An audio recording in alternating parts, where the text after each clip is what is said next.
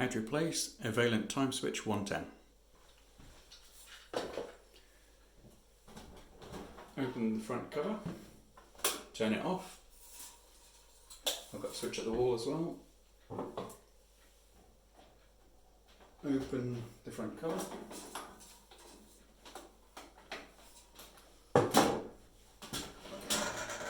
Lower it down. There's a clip either side of the back cover. Take that off. Now there's a little lever just inside here that releases the time switch.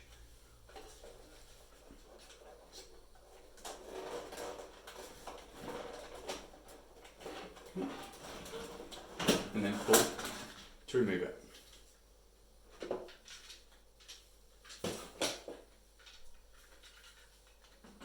And simply push in the new time switch.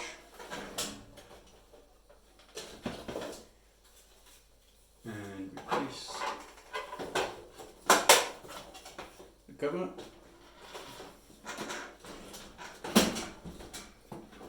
Close it up.